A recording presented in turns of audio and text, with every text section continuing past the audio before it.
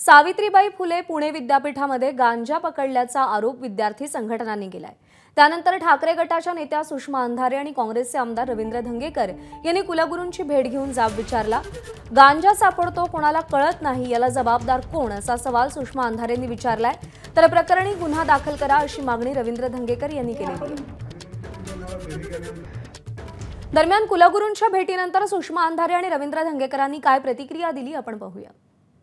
पाच मुद्दे आता विद्यापीठाने मान्य केलेले आहेत।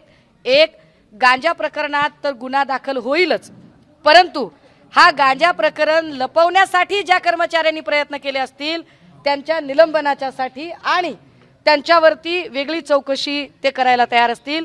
जर ती वेगळी चौकशी होणार नसेल तर आम्हाला येत्या अधिवेशनामध्ये त्यावर चर्चा घडवून आणावी लागेल। गांजा ज्या रूममध्ये सापडला, ज्या वर्गात सापडला, त्या हॉस्टेलमध्ये सापडला, त्याची गेली 16 दिवस झाले त्याची चौकशी करत नाहीत। आमची हीच मागणी होती की उद्यापर्यंत हा गुन्हा दाखल झाला पाहिजे आणि जर हा गुन्हा दाखल नाही झाला तर तुम्ही कोणाला पाठीशी घालताय, हा महत्त्वाचा भाग आहे। एबीपी माझा, उघडा डोळे बघा नीट।